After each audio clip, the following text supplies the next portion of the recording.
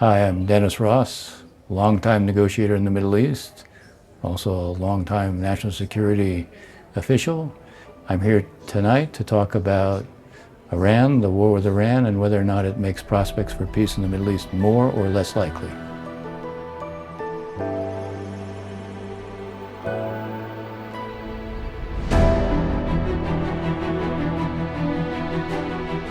It's fair to say that the search for peace in the Middle East has been one of the most difficult and enduring problems of the post-World War II era.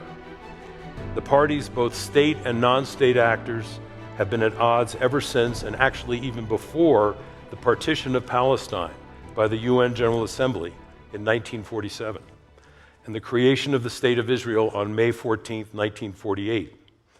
Our speaker can, and I'm sure will, frame this long and difficult history, including the many wars that have been fought in the intervening years and the various attempts to reach a peace agreement, many of which he participated in personally as a key player for multiple administrations.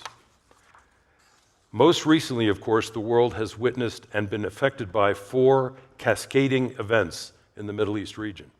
First, the surprise Hamas terrorist attack on innocent Israeli civilians, including women and children, on October 7, 2023, during which 1,195 people were killed. This was the largest loss of Jewish people since the Holocaust. Second, the massive, and some might say disproportionate, Israeli military response against Hamas in Gaza, during which 73,246 Palestinians have been killed to date, according to the Hamas Ministry of Health, and over 173,000 have been injured. And of course, there have also been widespread destruction of buildings.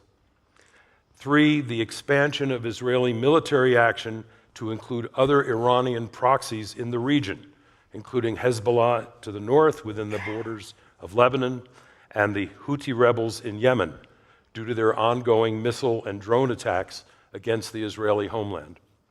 And four, the current ongoing war with Iran, which was initiated by the United States and Israel, that just in the past few days has resulted once again in the closing of the Strait of Hormuz.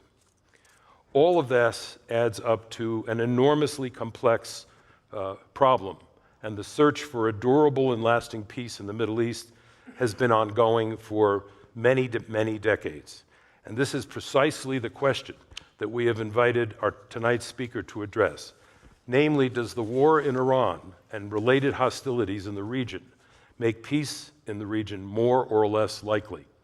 Is there a potential path forward coming out of all this bloodshed and violence that could lead to a strategic and economic realignment among the various state parties that could create new diplomatic opportunities and openings that did not previously exist? And there is no one better qualified and able to discuss all of this and to put the various factors into perspective for us than our distinguished speaker, Ambassador Dennis Ross. He is currently the counselor and William Davidson Distinguished Fellow at the Washington Institute for Near East Policy. He also teaches at Georgetown University's Center for Jewish Civilization. For more than 12 years, he has played a leading role in shaping U.S. involvement in the Middle East peace process, dealing directly with the parties as the U.S. point man in both the George H.W. Bush administration and the Bill Clinton administration. Dennis Ross was instrumental in helping the Israelis and the Palestinians to reach the 1995 interim agreement. He also successfully brokered the 1997 Hebron Accord, and he facilitated the 1994 Israeli-Jordan Peace Treaty and worked intensively to bring Israel and Syria together.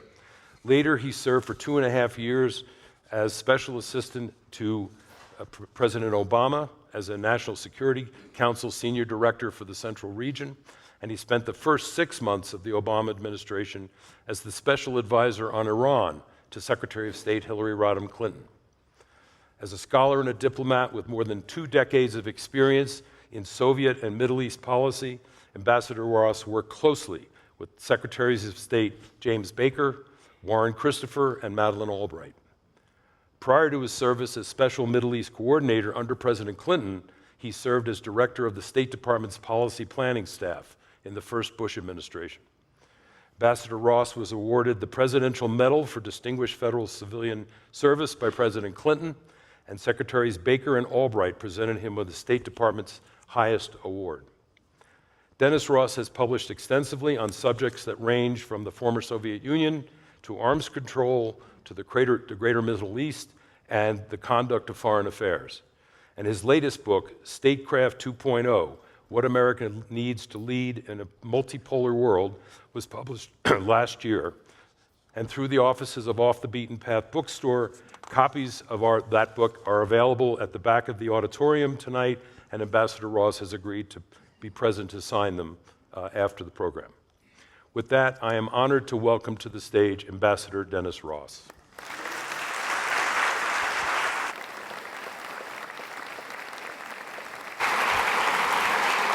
Thank you. Thank you. As I listened to the introduction, one thing I was reminded of, I've been doing this a long time. You can tell when you're the expert or you were an expert on a country that no longer exists, like Soviet Union. It says something about your age. I have so little to talk about tonight, but I'm going to force myself. So the title of the talk is, Does the War in Iran Make Peace More or Less Likely in the Middle East?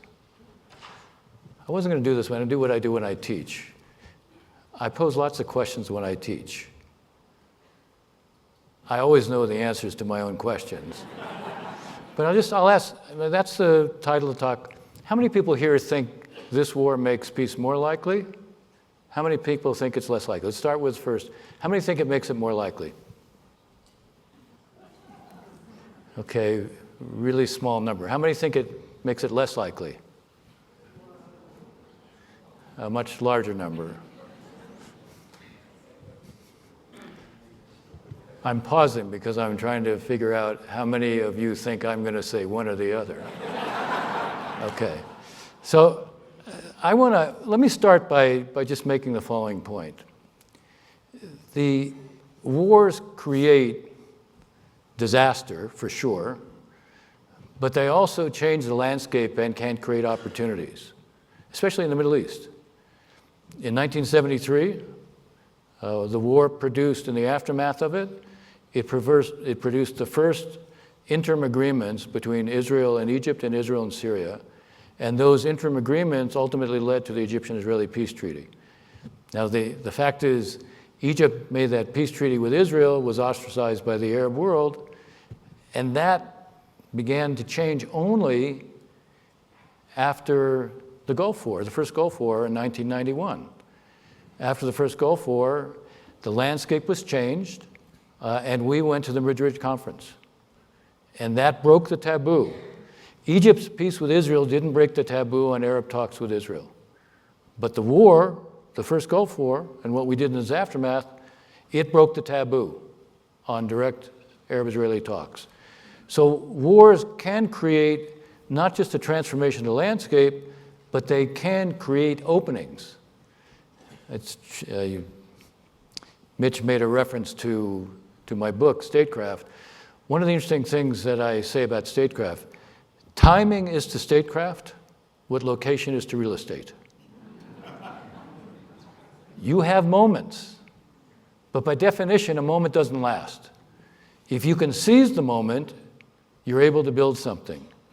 If you fail to take advantage of a moment, usually you are worse off than if you didn't have the moment at all.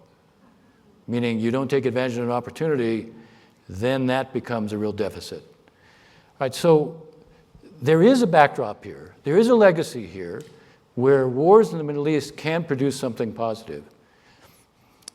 Now, there's an irony. I often tell my classes, when I talk about the Middle East, there's irony and paradox. All the time, there's irony and paradox. I'm going to start with an irony. I'm going to get to this specific question, the title of the talk, but I'm going to start with what is an irony. So 13 months ago, you had a 12-day war, right? Israel basically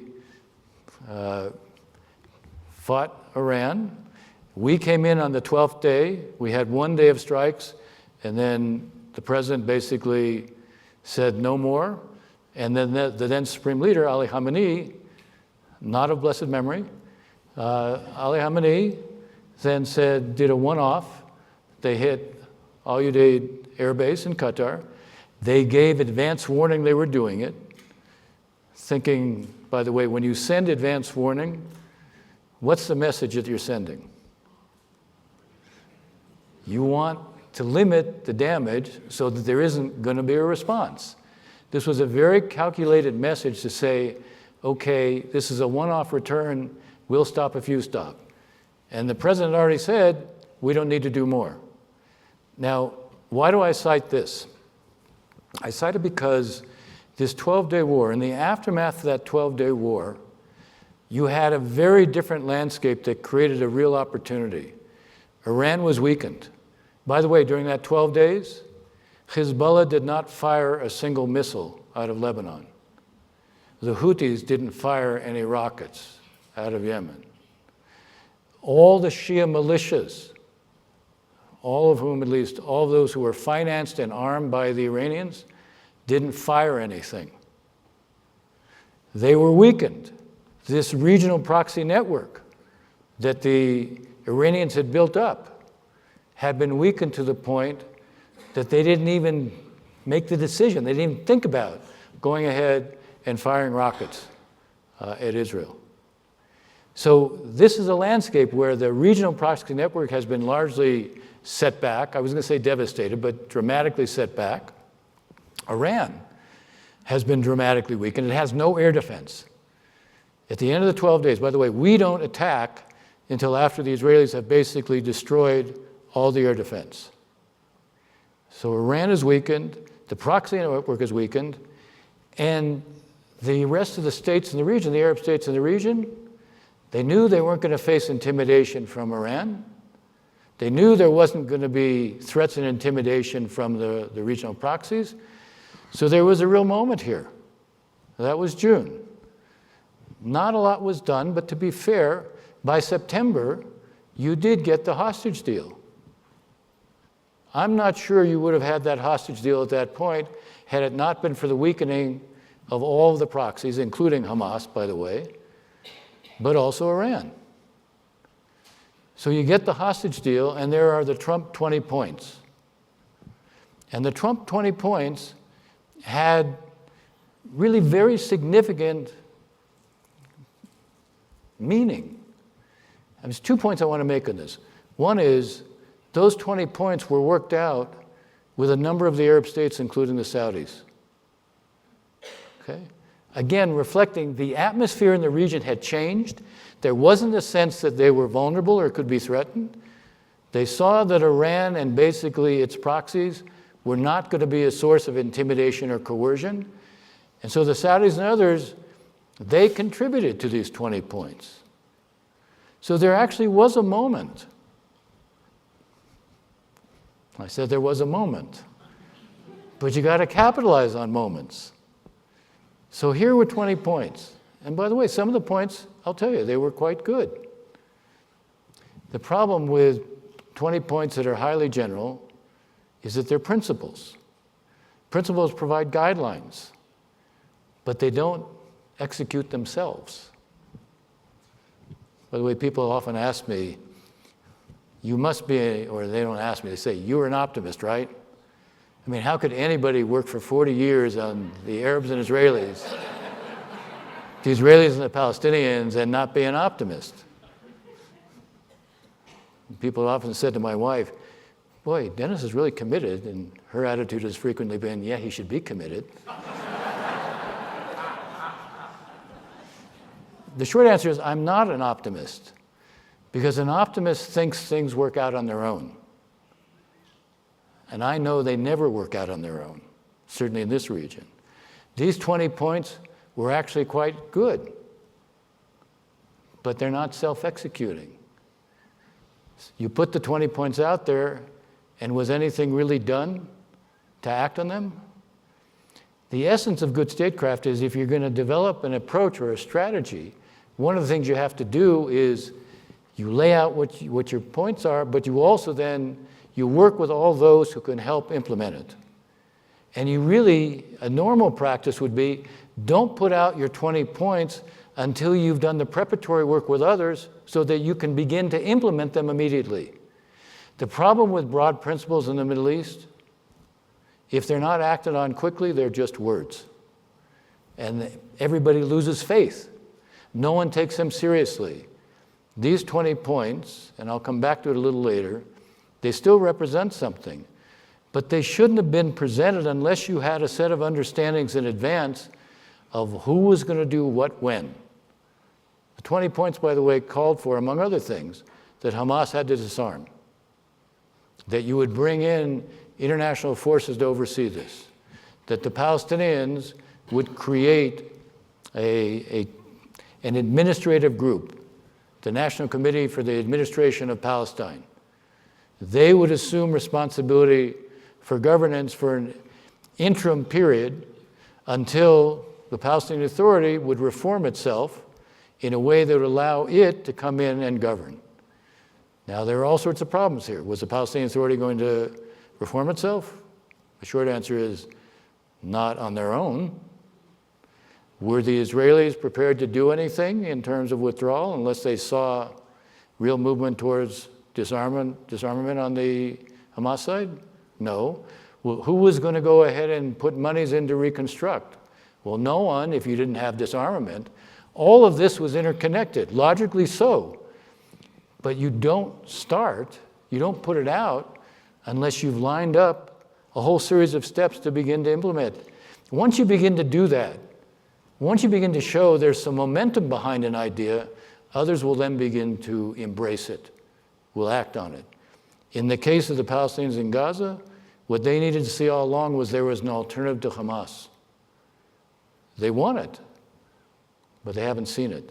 Today, by the way, in Gaza, the Israelis control about 60% of Gaza. Hamas controls the rest. Want to take a guess on, of the 2 million Palestinians who live in Gaza, who lives in the 30 to 40% Hamas controls? Who lives in the 60% the Israelis control? Just take a guess. Just a number.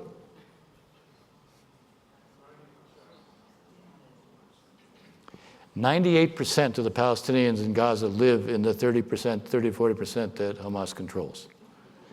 They're not seeing an alternative.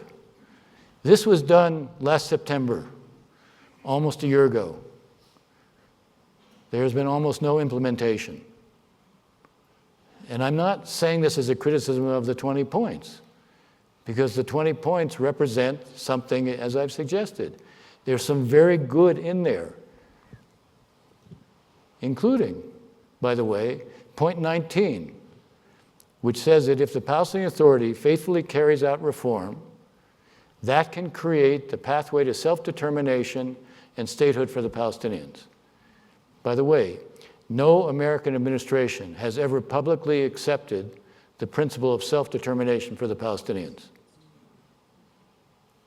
That was here.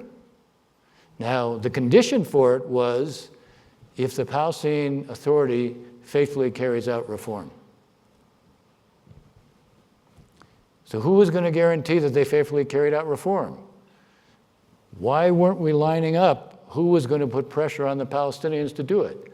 And the who had to be the Arabs. It didn't happen. Doesn't mean it can't happen, but it didn't happen. Again, back to my point, you can have great ideas, but unless you think about how to execute them and act on them, you won't be able to translate it. You can have a moment, but if you don't seize the moment, you'll lose the moment. Okay, so that was last June. That was last summer. I'm still not up to the current war. That's the problem with the Middle East. There's a lot of history. You know what they say about the Middle East? Too much history, too little geography.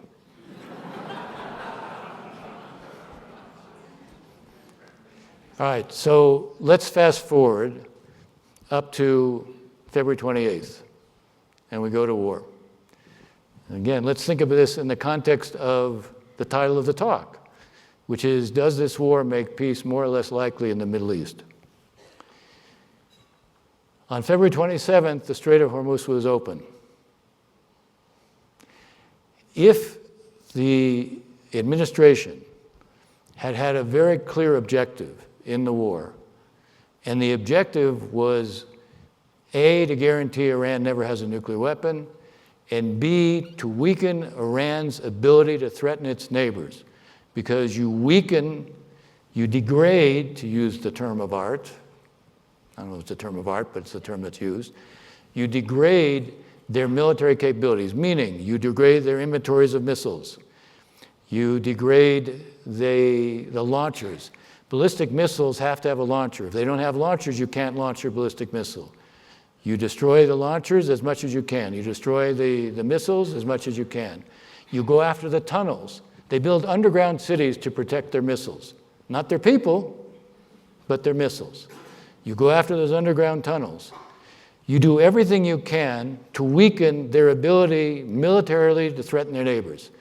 If the objective had been just what I just described, not regime change, not regime decapitation, then I would have been talking to you about just how last summer had contributed and created a moment.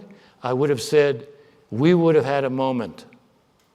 If the US and Israel for, say, 2 weeks had attacked only the military means, the inventories, the defense industrial base, and nothing else, we would have had a very different opportunity, different moment. We would be in a different place. And the reason I say that is because the Strait of Hormuz would not have been closed. I'm going to repeat that. If we had done what I described, that was our objective, the Strait of Hormuz would not have been closed. Why do I say that? Because the Strait of Hormuz had not been closed since 1988. The Iranians had made no effort to close the Strait of Hormuz since 1988. There's a backdrop to this. In 1987-88, the Reagan administration reflagged ships in the Gulf because the Iranians during the Iran-Iraq War made an effort to deny Iraq any revenues by cutting off their oil trade. Now, of course, they didn't go after only Iraqi ships, they went after other ships as well. We came in, we reflagged the ships. In the course of doing that, we sunk a good chunk of their navy, the Iranian Navy. We destroyed their oil platforms in the Gulf. We inadvertently, which the Iranians didn't believe was inadvertent, we inadvertently shot down a civilian airliner. At the time, Ayatollah Khomeini, the original leader of the Islamic Republic, who had declared that Iran would fight this war with Iraq for however long it took. Why? Because Saddam Hussein's Iraq had invaded Iran. But they had a prime minister named Mousavi, and they had a senior political figure named Rafsanjani, and the two of them went to Khomeini and said, we can't fight the Americans, they could bring down the regime. You know who was president of Iran at the time? Ali Khamenei. After the death of Khomeini, he became the new supreme leader. What conclusion did he draw in 1988? Don't fight the Americans directly. If you fight the Americans directly, you can produce a real threat to the survival of the regime. And their survival of the regime is the first, second, third, fourth, fifth, to 10th priority of the Islamic Republic. So what did we do? We and the Israelis chose to decapitate, to try to bring the regime down using air power. There's a lot out there now about Mossad had the idea they were going to arm the Kurds. They were going to have a deal with Ahmadinejad. Maybe in the Q&A we can get into why that was probably not the smartest idea. The point is, our objective was regime change as well as weakening the regime. I can tell you, I took part in multiple what we call tabletop exercises. If there was a war with Iran in the different administrations I was in, What do you think our first preoccupation was in every one of those simulations? The Strait of Hormuz. That apparently was not the case with the current war plan. But my point to you is even different than that. My point to you is, if we had focused only on weakening the regime, Ali Khamenei, who had not made any effort to block the Strait since 1988, knowing what it would mean, would be alive, and there would have been no closure of the Strait of Hormuz. Now, that's obviously significant, right? I mean, supposedly, we went to this war to make sure they could never have a nuclear weapon, and now it turns out our only objective is to get the straits back open, even though they were open on February 27th. Now, I'm saying that not only because I guess that's a strange irony, once again I use the term, but I'm saying it for a different reason. They have leverage. The Strait of Hormuz is a global choke point. They want to control it. They're making that unmistakably clear. They're prepared to pay a pretty high price to control it. Now, let's say at the end of this, and I'll come back in a minute and I'll go through what are our options, but let's say at the end of this that they still have control of the Strait of Hormuz.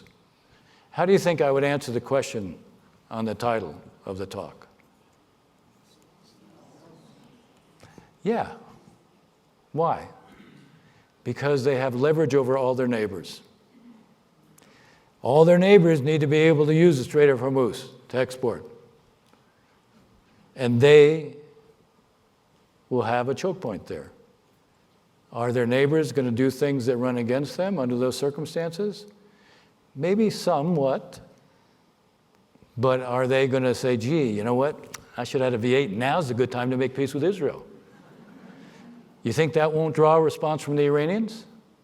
You think the Iranians won't manipulate the control of the Strait of Hormuz?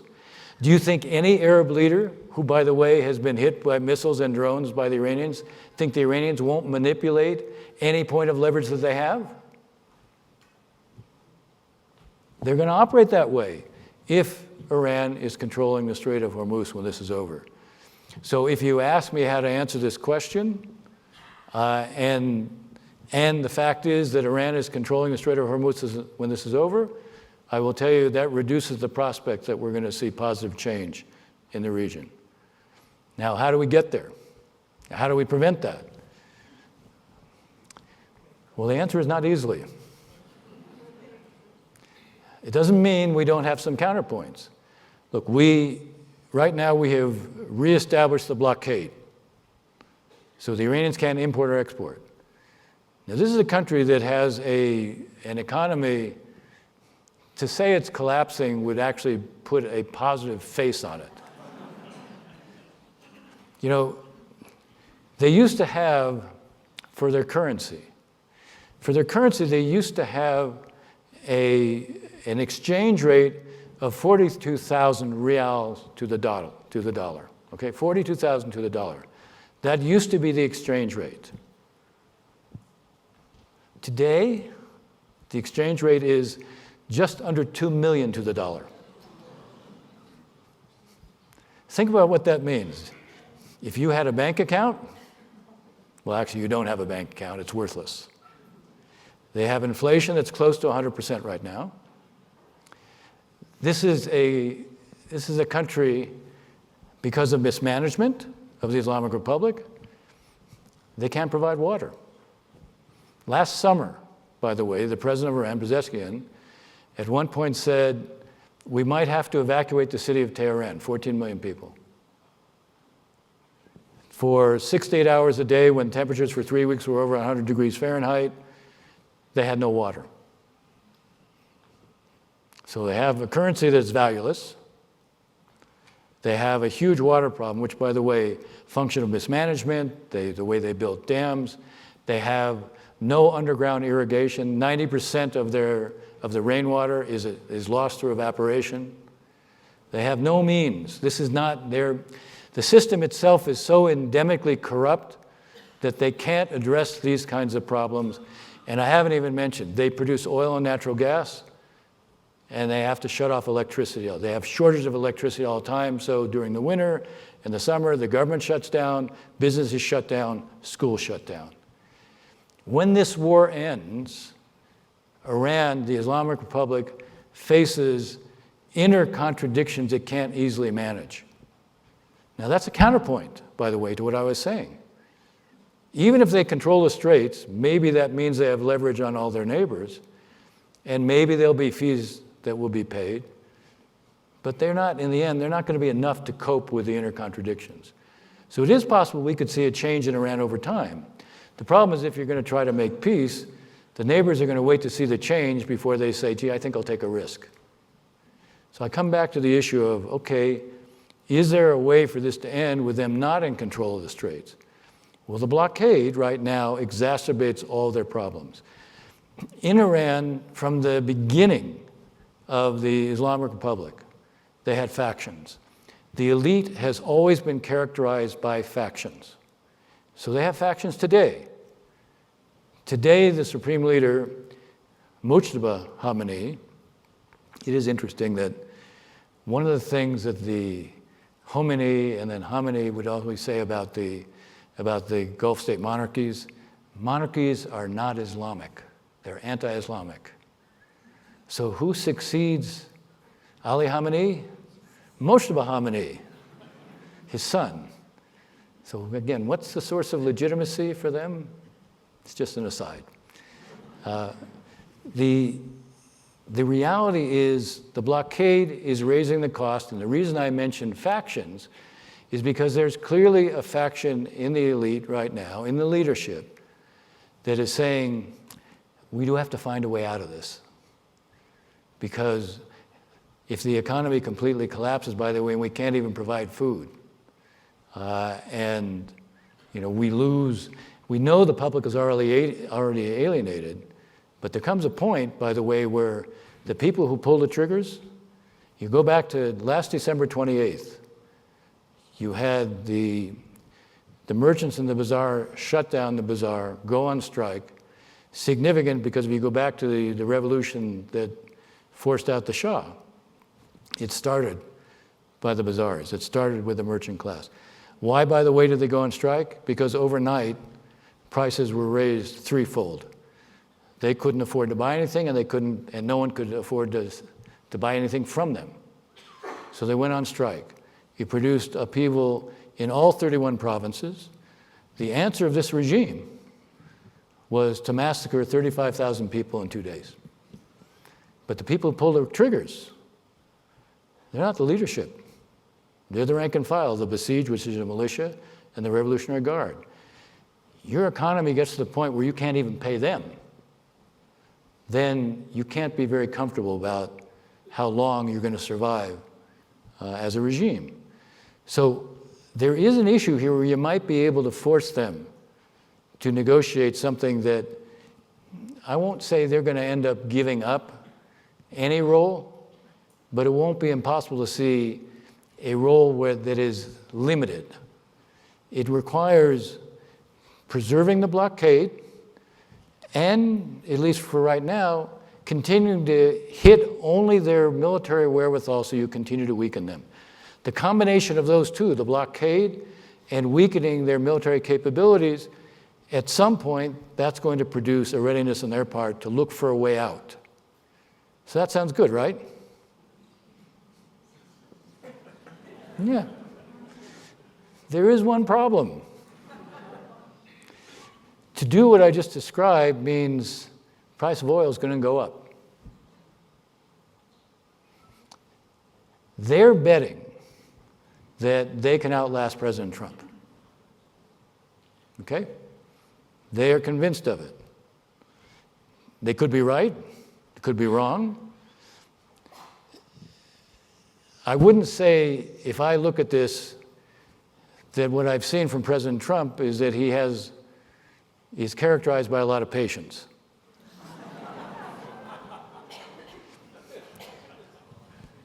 The messaging from him has been inconsistent throughout. They read the inconsistency as a sign that he wants to end it. By the way, even now, today, The White House put out a poll today, and that poll showed that 64% supported what they call the peace deal, the memorandum of understanding. Well, my reaction when I saw that was, A, it's not a peace deal. B, it's not an agreement. Other than that, it's pretty good.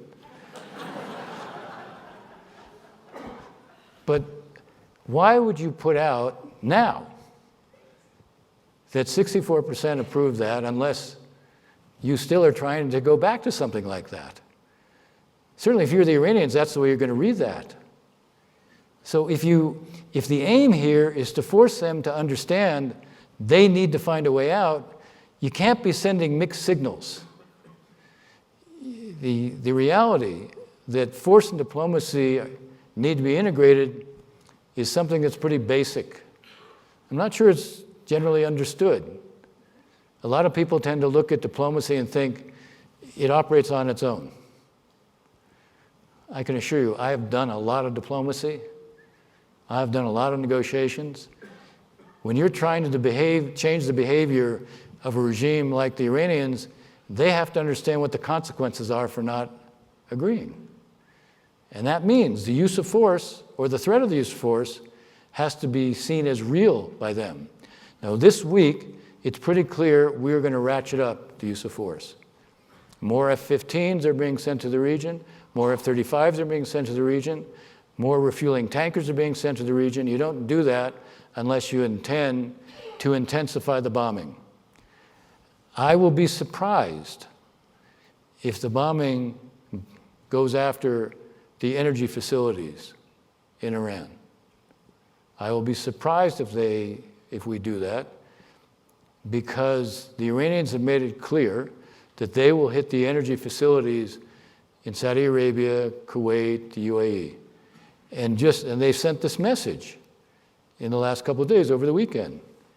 Why would they hit the desalination, electricity, and oil facility in Kuwait unless the aim was to send a message to the president, we're capable of doing that to any of these other facilities? And a lot of the energy infrastructure depends on highly specialized equipment. So if you take out some of these facilities, then they could be offline for 6 months or more. So let's say you go after one of the major facilities, say in Saudi Arabia, and it's offline for 6 months. What do you think happens to the price of oil? I don't think it's an accident that we have not hit those targets in Iran. And all the claims that are made about how much we have weakened Iran may be true at one level, but we haven't been able to weaken them to the point where they can't carry out those kinds of attacks, nor to the point where we can ensure that our own forces can't be struck, as we just saw over the weekend. So however much they have been weakened, they still have a capability. I think what we're seeing is the president is going to intensify strikes. Maybe then he says, I'll lift the blockade if you're prepared to open up the straits.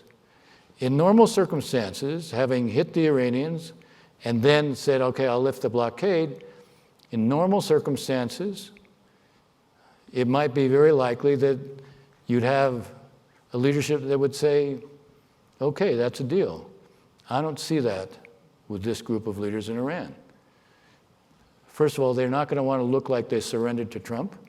That seems pretty clear. And secondly, they are still basically convinced they can outlast him. One of the indicators that should tell you that the Iranians aren't prepared to go crazy right now. They're not hitting Israel. Why do you think they're not hitting Israel?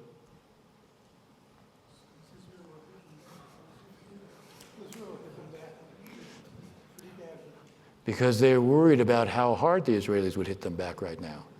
So it tells you there's an interesting reality here. The Iranians are not hitting targets they could hit. Some of the targets they're hitting is purely for signaling. We are not hitting some of the targets we could hit because we're worried about what the consequence would be. Both sides have an interest in finding a way out, but neither side wants to be seen as giving in to the other. So that's an impasse. So it becomes, again, I come back to the issue of who has the patience. If we have the patience, the price is going to continue to go up for them. I don't think we have the patience. The fact that we're seeing the mediators, Pakistanis and Qataris, now suggesting a 10-day ceasefire, I'm not sure it's going to happen immediately, but I think at some point both sides may decide it's acceptable to sort of buy off on a mediator proposal. But is that going to solve the problem? No. How different is it going to look from what the MOU was?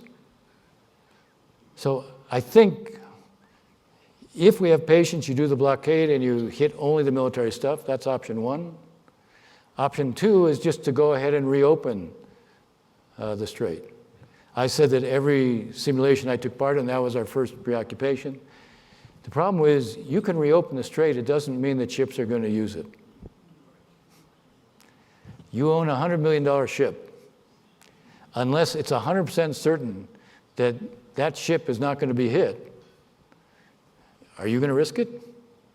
By the way, think about what the insurance is for the ship. What Lloyd's of London will charge right now will be probably high enough that you could buy another ship. So we can physically try to open it, we can try to escort and so forth, we can destroy most of their small boats, but all the drones, they have long-range cruise missiles and ballistic missiles.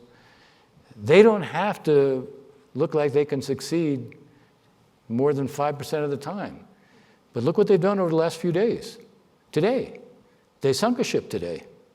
We're there and we're trying to protect the ships, and they sunk one. So the idea that we can reopen the straits through the use of force against them, maybe if we do it for 6 months, but think about the cost of that. Or if we want to reopen it by seizing Harg Island and say, okay, unless you open it, we're going to continue Harg Island. The problem is there will be swarms of drones that will attack our forces, whether in Harg Island, there's islands in the middle of the straits, or in the southern coast of Iran. It is an option, but it's a really high option, high cost option. I just don't see the president doing that.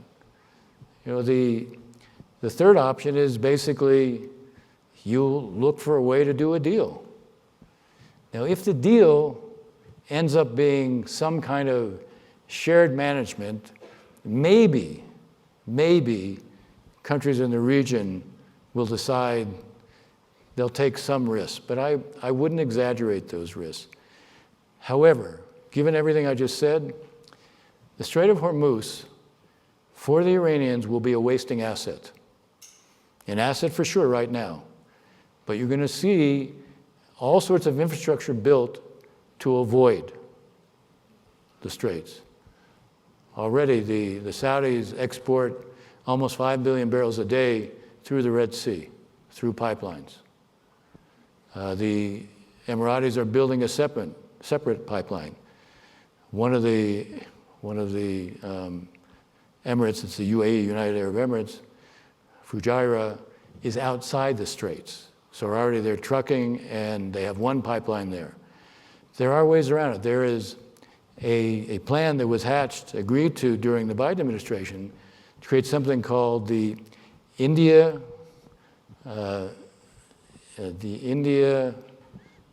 Arab-European Economic Corridor. The idea is you will ship from India to the Gulf states through Israel or Jordan, and that will continue on to Europe. So you bypass with this, which will take, again, probably 5 years to fully develop, you bypass both the Strait of Hormuz and the Bab el-Mandeb, which the Yemenis are now, the Houthis are now saying they're going to blockade as well. You bypass both. You bypass the Red Sea, you bypass the Strait of Hormuz. That's going to come. That's what's going to happen. The Gulf states will invest their monies to produce that as a way to reduce their vulnerability.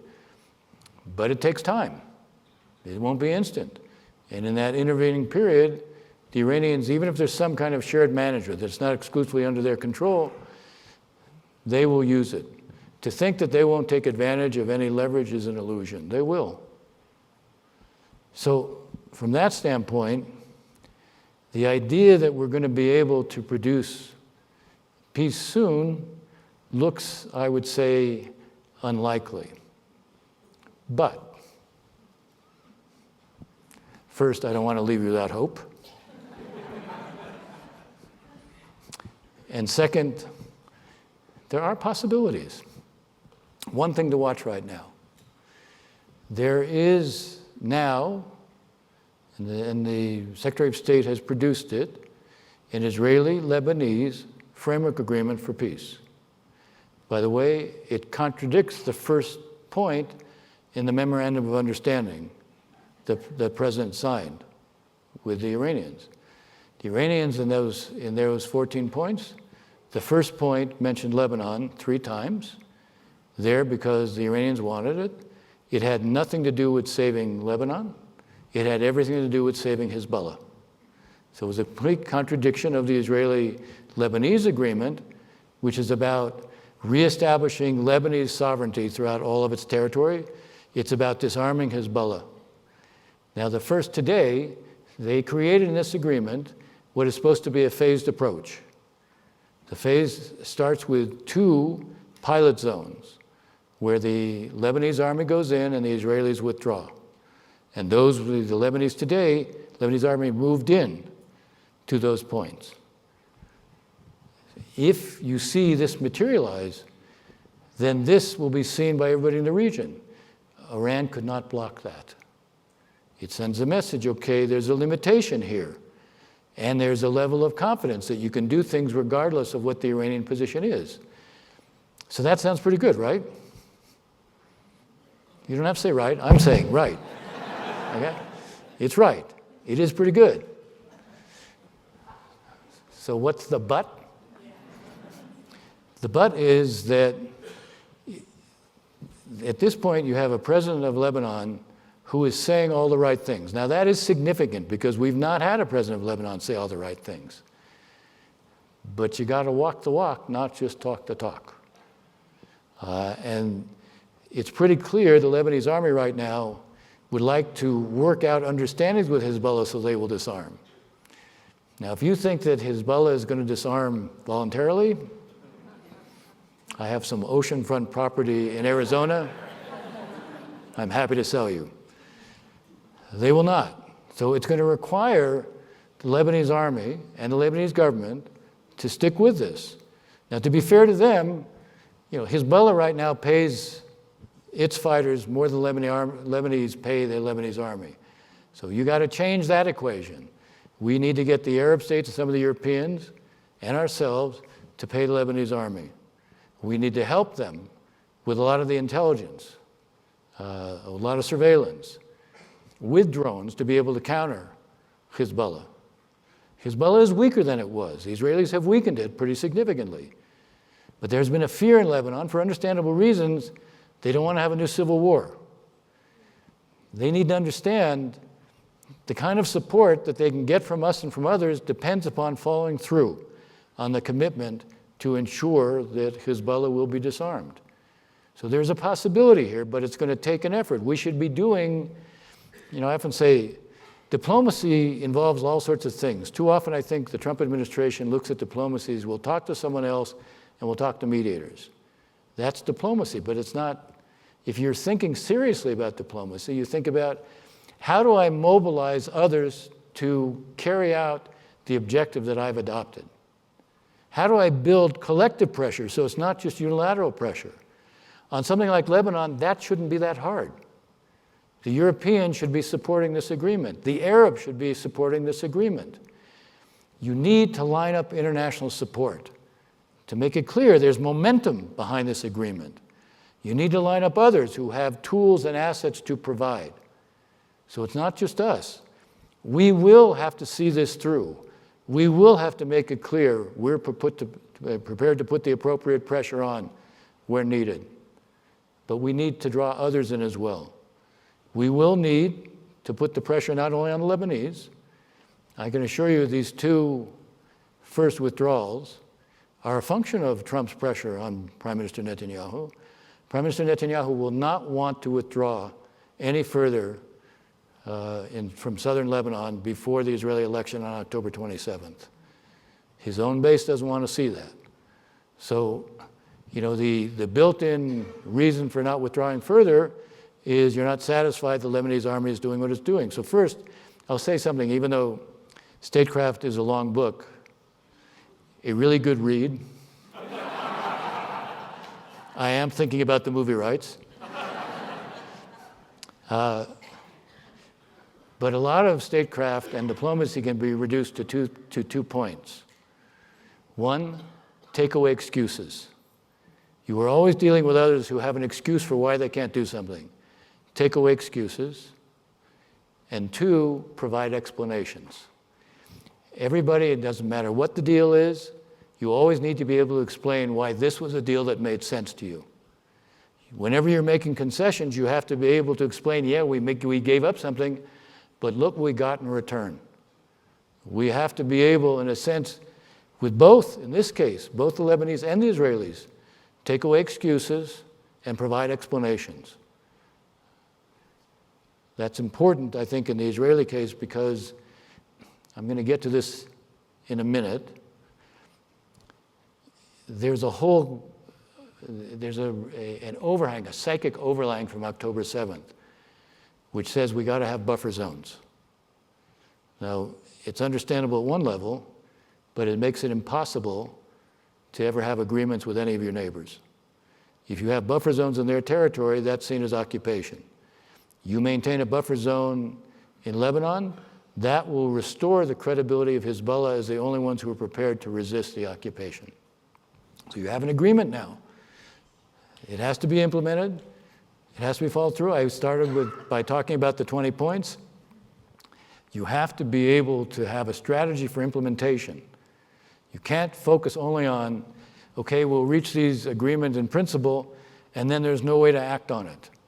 But this, as I said, if this is truly something that gets implemented, it will affect the psychology in the region, regardless of whether or not there's some sort of joint management as it relates to the strains. It will show you can do things notwithstanding notwithstanding Iranian opposition.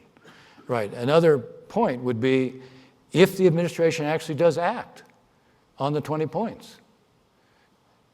If it really works very hard to implement them. Now, I'm not saying it's easy because you come to the same issue I was talking about with Hezbollah, the whole issue of disarmament of Hamas. The administration did something that was right in diplomacy. It got a Security Council resolution 2803, which embraced the Trump 20 points and had in it the idea that Hamas has to disarm. And that if they disarm, Israel has to withdraw. And if there's disarmament, then there's reconstruction. Now, if the administration would double down on this, it did create a board of peace.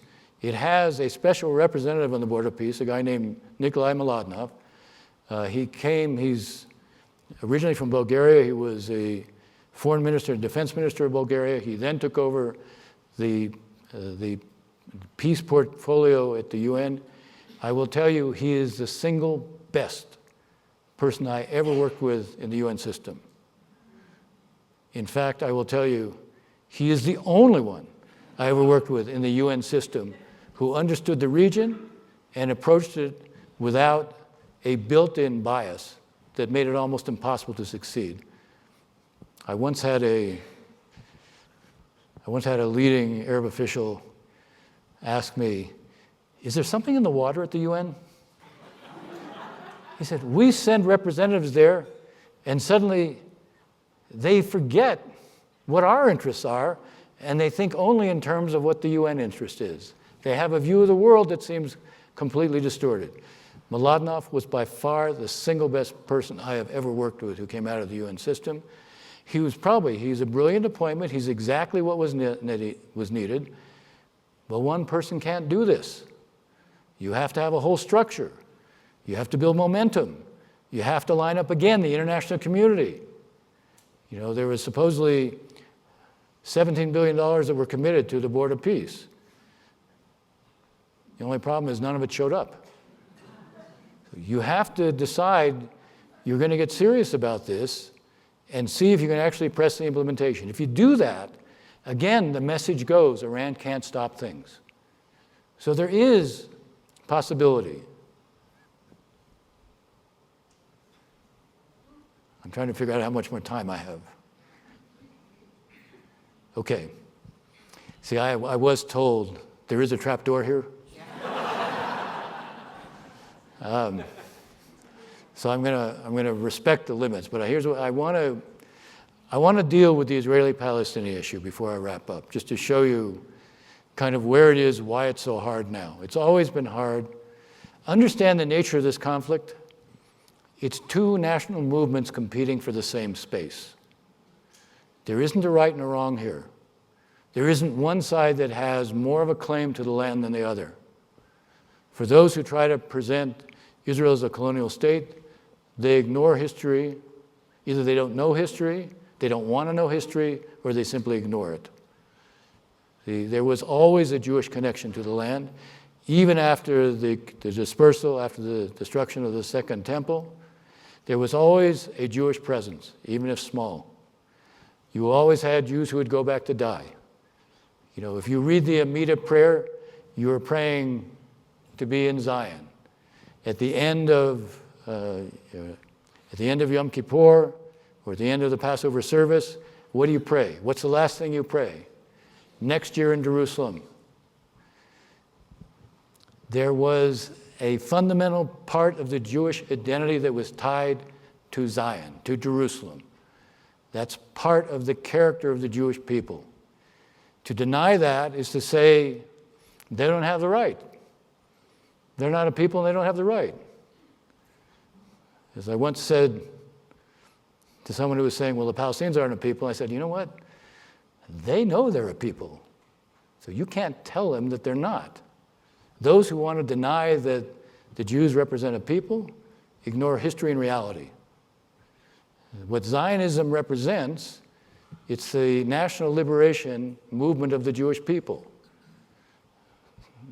The idea of those who claim it's a colonial state, no, because they were always tied to it, number one. And number two, isn't it interesting that 1 million Jews from the Arab world were forced to leave from 48 to 51 with nothing? And where could they go? They had no place else to go. They went to Palestine. They went to what was then Israel.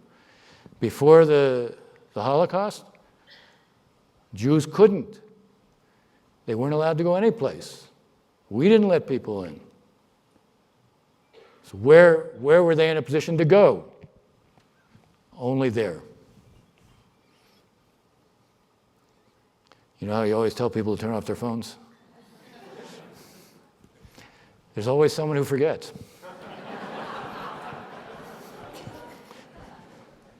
Right, so the point is, Zionism reflects the essence of Jewish nationalism.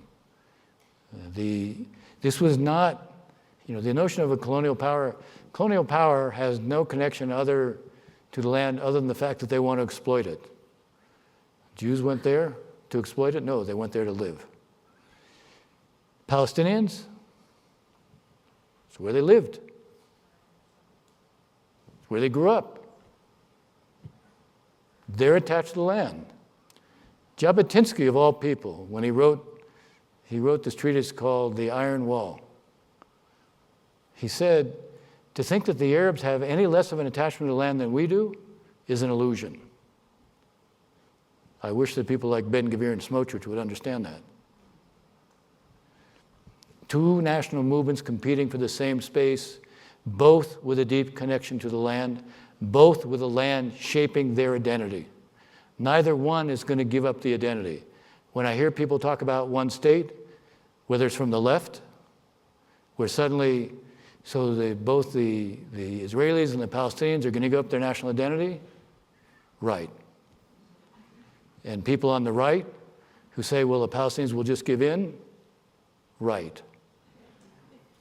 This notion, Israel, one of the things that Nasrallah and Khamenei never understood about Israel, how deep the civic culture and identity is. They thought it would collapse under pressure. They'd understand that differences in Israel are part of the character. When I first started studying Israel, the saying was, for every 3 Israelis, there's 4 political opinions. That kind of plurality, that kind of debate and discussion, yes, there's much more polarization today. But even now, when you have reservists who are being asked to do things when part of their religion, when the Haredi population doesn't do anything, they still show up because they have a sense of ultimately what is required. So they're not going to change. They're not going to give up their identity. The Palestinians are not going to give up the identity. The problem is right now we have 2 sets of peoples who are suffering from trauma. The overhang from October 7th on the Israelis is driven by a sense among the IDF that they failed in their fundamental responsibility. So they're drawn to this idea we must have buffer zones. The Israeli public is much more preoccupied with security because they lost their sense of security. They have moved on the security issues to the right. But it's also interesting, 64% of them do not want one state.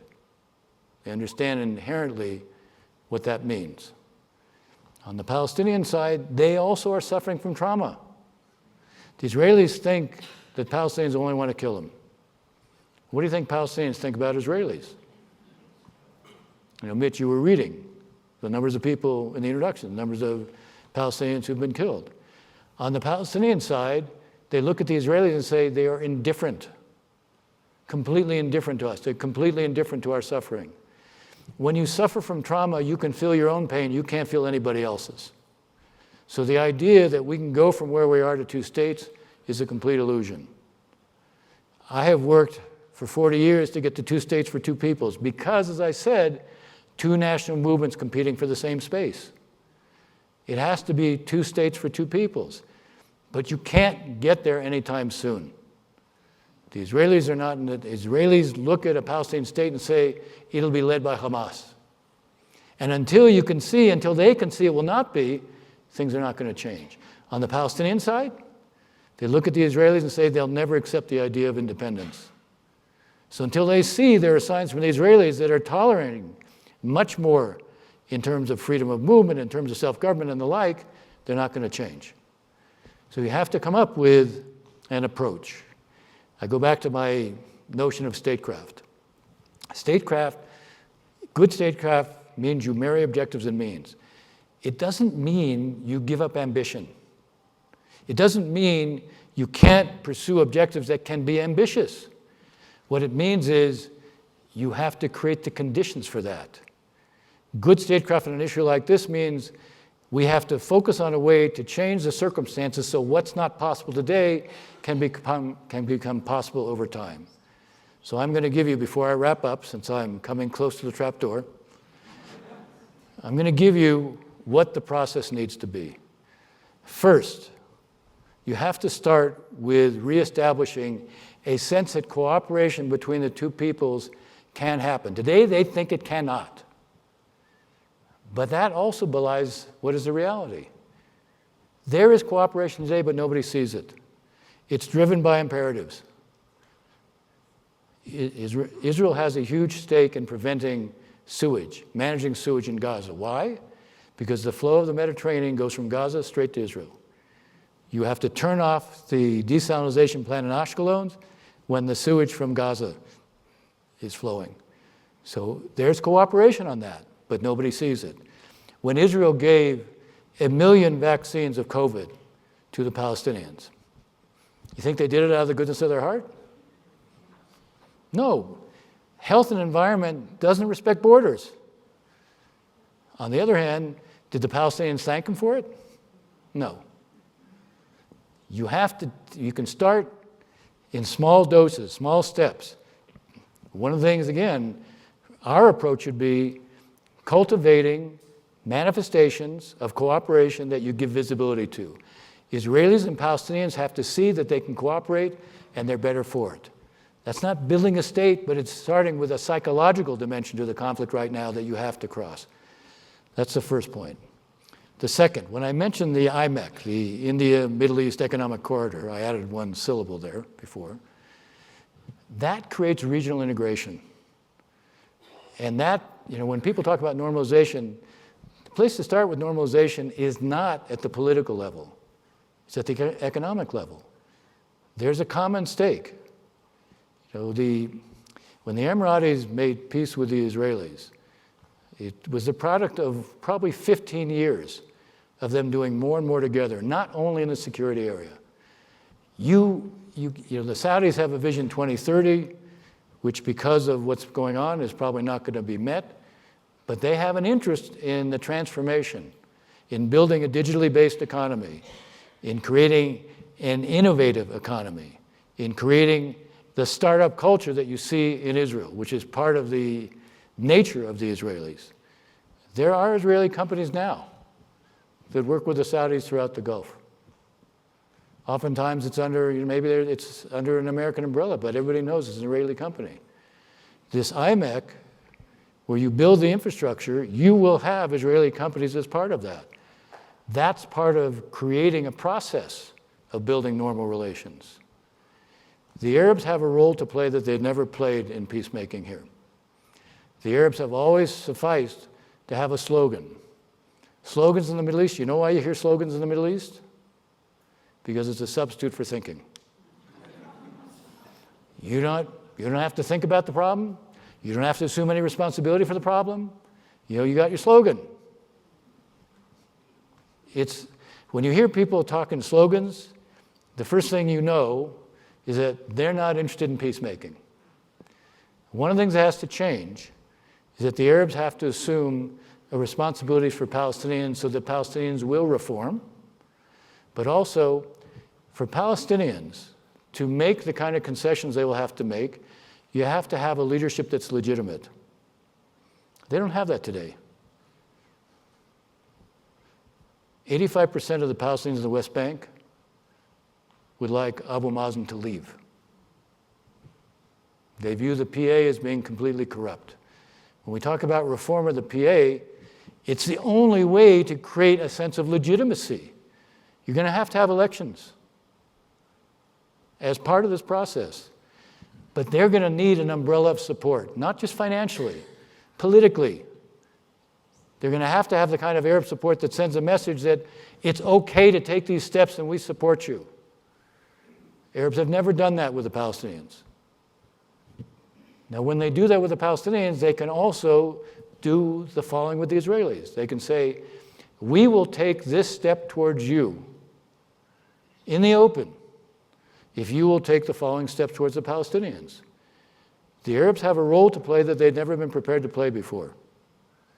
What the Abraham Accords represented was a readiness to say, okay, you know what?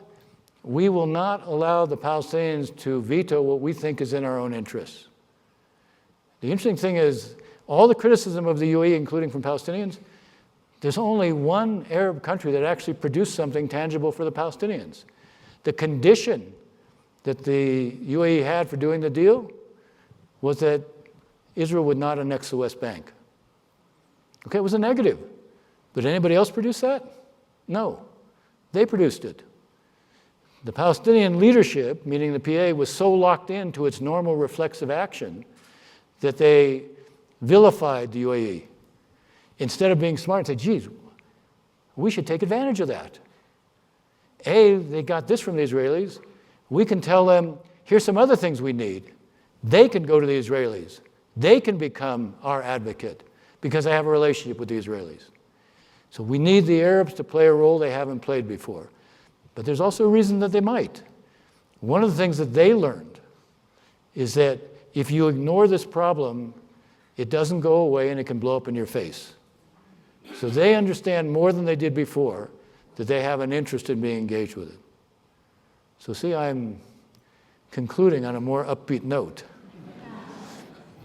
It doesn't make me optimistic, but it makes me see there are possibilities. And the essence of good statecraft is to see the possibilities and then to know how to act on them.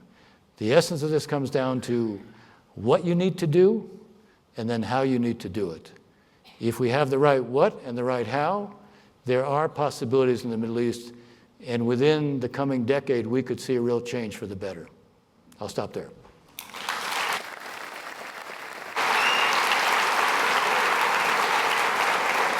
As expected, we just got a primer on the Middle East. It just shows you what multiple decades of experience and involvement will bring you. And we've got lots of good questions, so I'm going to jump right in. I want to start with a few questions that are specific to the current situation in Iran, and then we'll broaden it out from there. One interesting question that was posed is related to the role of China. Yeah. And the question of whether pressing China through Riyadh and Abu Dhabi would bring China in, and what are the implications if China doesn't? I mean, they're still benefiting from the oil, and how do you react to that? I think that both the Saudis and the Emiratis have a lot of leverage on the Chinese. I've seen people say, they don't because they get most of their oil from the Iranians. No, they don't. They buy 90% of the oil that Iran exports, but that's not 90% of the Chinese needs. And by the way, they have all sorts of they have joint refineries with the Saudis. They have all these mutual investments with the Emiratis. And both the Saudis and the Emiratis can say to them, if you are facilitating what Iran is doing to us, you're a threat to us. That will influence our relationship with you. China cannot, the outcome of this conflict is going to involve hedging of bets on the part of the Gulf states. And they'll do some things with the Chinese, but they don't trust the Chinese at all to do anything on security. They may buy some drones from them, but they'll buy more drones from the Ukrainians. They will not depend on them as an alternative when it comes to security, and they do have the means to put pressure on them. They don't have a legacy of acting that way, but also they haven't been the recipient of Iranian missiles before. And they can put pressure on the Chinese they help provide what are known as the mixers that have been a critical part of the missiles that the Iranians have been able to build. So they can say, that's a hostile act. You are taking a hostile act towards us. And if you take a hostile act towards us, you're going to leave us little choice. So yes, they have leverage. And what we should be doing, we should be getting them to go to the Chinese to say, we're going to produce a Security Council resolution that says this is an international waterway, and you need to be supportive of it. That can have an effect on the Iranians. The Iranians hate to be isolated. Right now, the most important outside actor for them is China, more than the Russians. Because the Chinese they provide, because of the way they buy their oil, they provide probably the most important source of revenue for them. The Russians don't provide that kind of revenue, but they provide them technologies. Can you comment on the question of the importance of deploying skilled negotiators in a negotiation? You were yourself involved in many international negotiations. You had an enormous background, doctoral degree. Well, I would say as a general rule of thumb, it's always better to have people involved who know something than don't. Yeah. I will say, one of the things I tell my students, as one of the classes I teach is on negotiations, when you're a negotiator, what you need to do is learn everything there is to know about who you're dealing with. Who are they? Where do they come from? What are their hopes? What are their fears? How do they read threats? What's the psychology that motivates them? What do they react negatively to? If you put them in the corner, how are they likely to react? You learn everything you can. And what you don't have as a negotiator is a level of hubris that you think you know it all. I'll say this, there's no such thing as outsmarting anybody in a negotiation.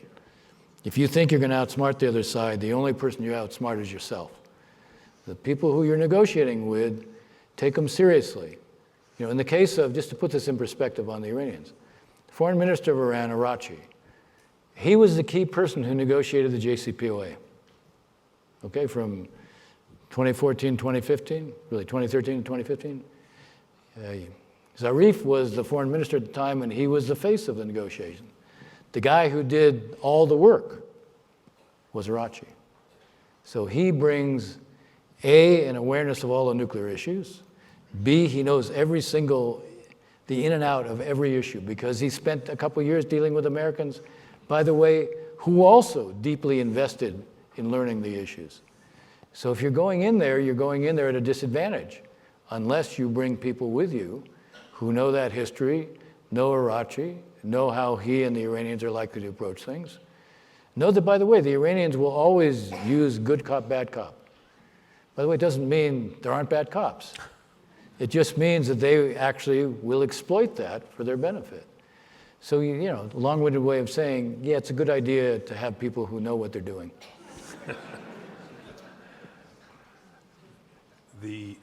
Some would say the definition of mental illness is doing the same thing and expecting a different outcome. We have been at this now for many, many decades, the Middle East peace. How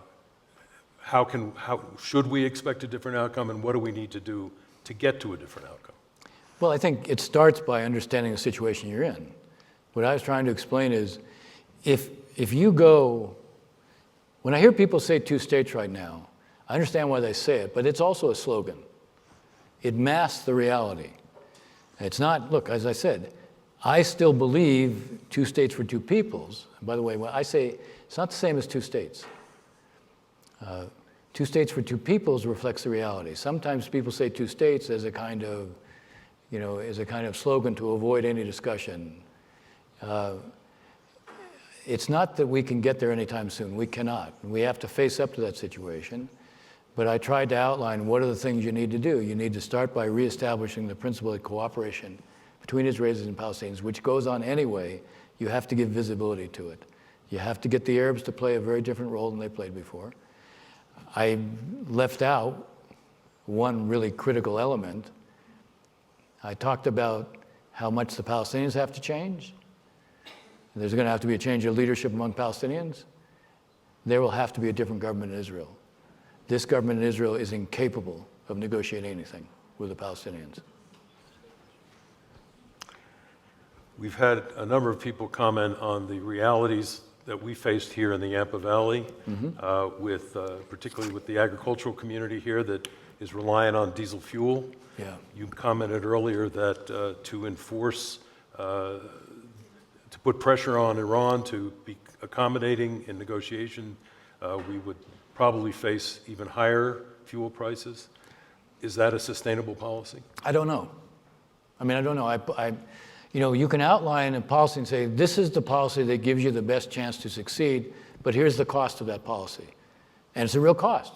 And it's not just Donald Trump.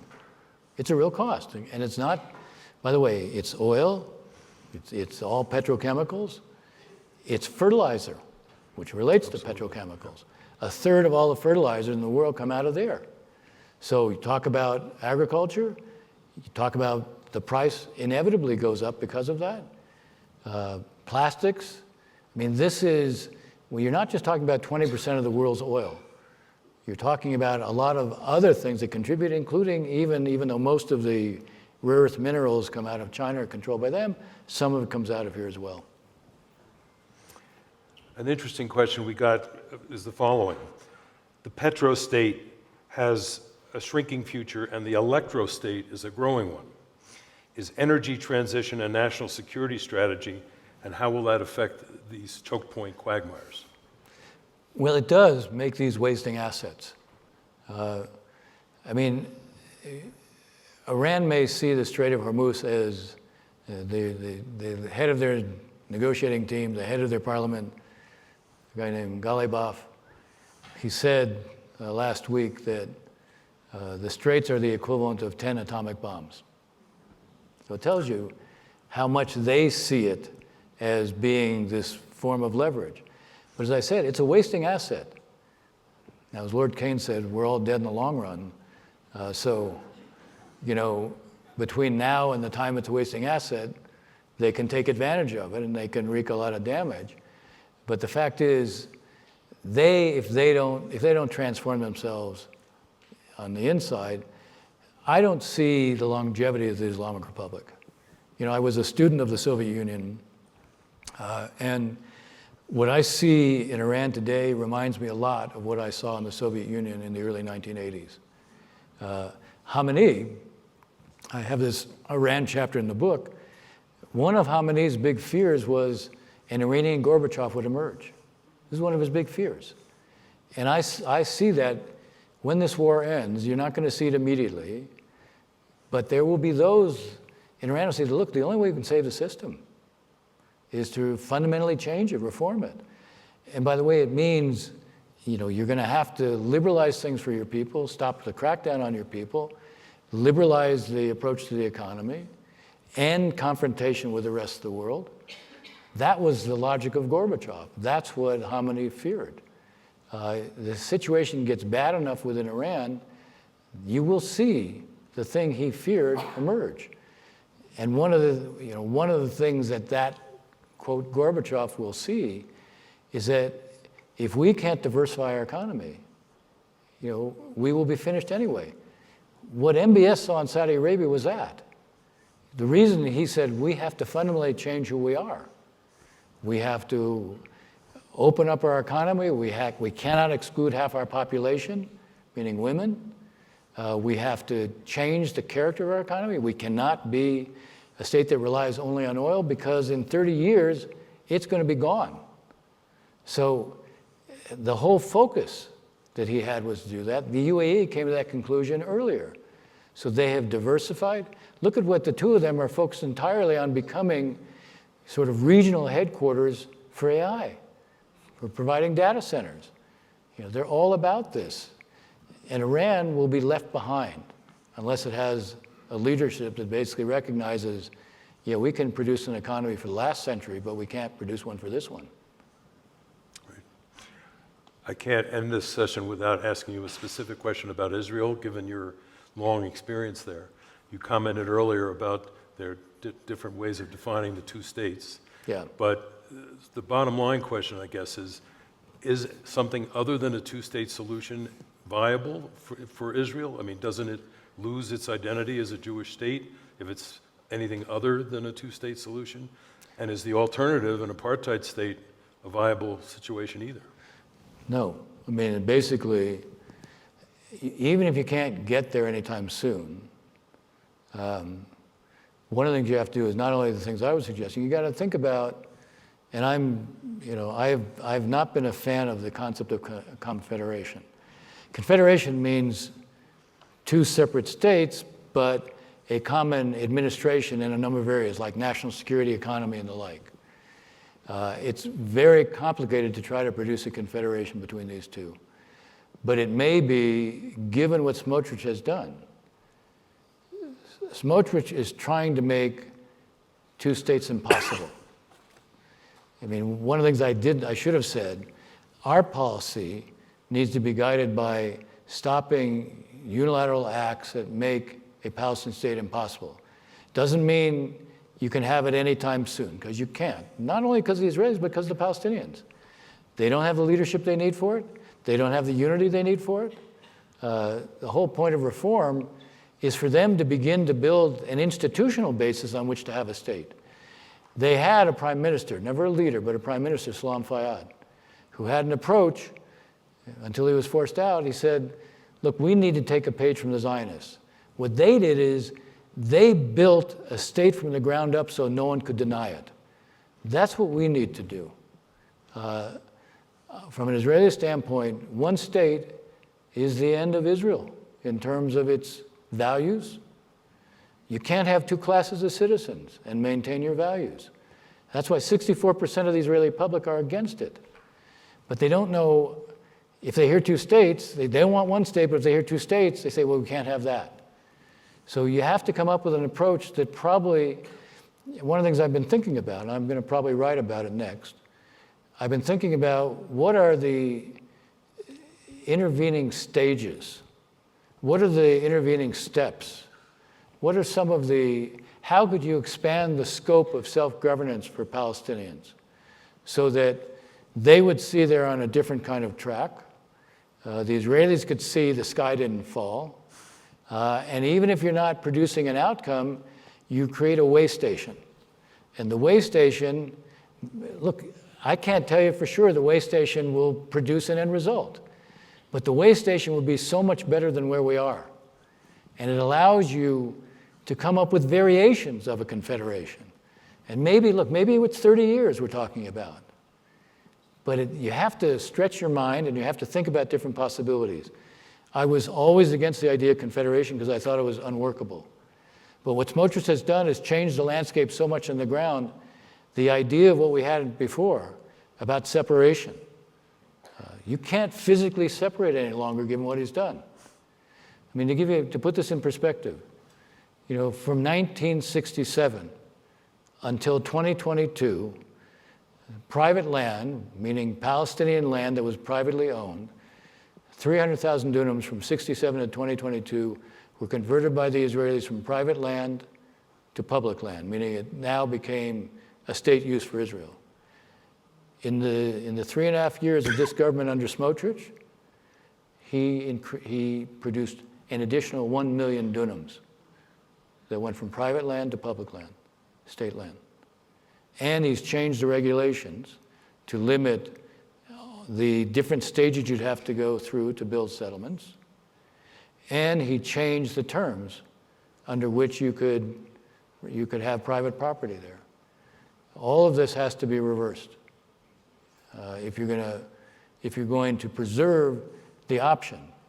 Look, we will not see in the current Israeli election anybody talking about two states for two peoples, because they know right now it will fall on deaf ears or worse.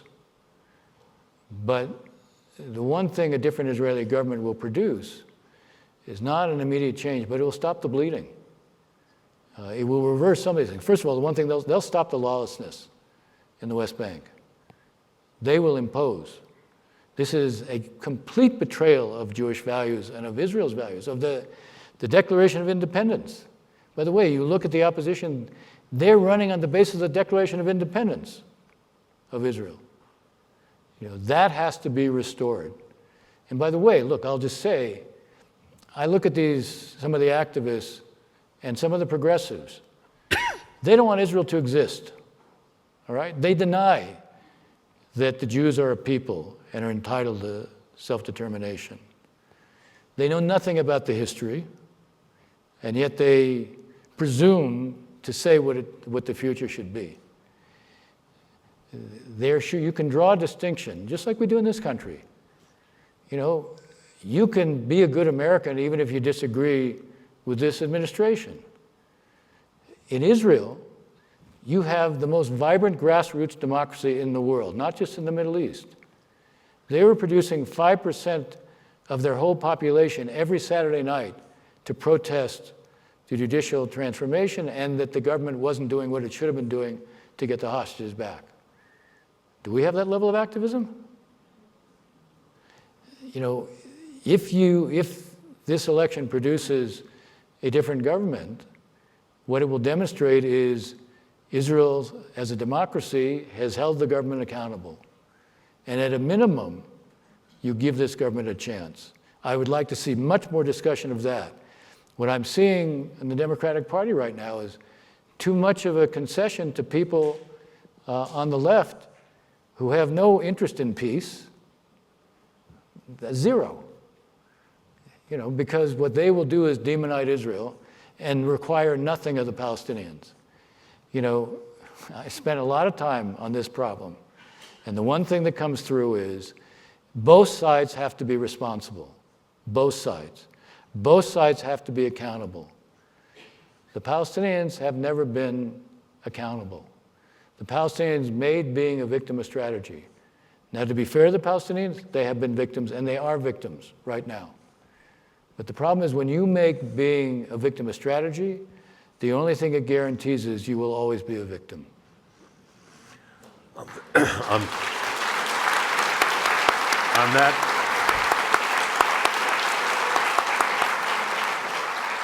On that sober note, please join me again in thanking Ambassador Ross for an outstanding presentation. Thank you. Thank you.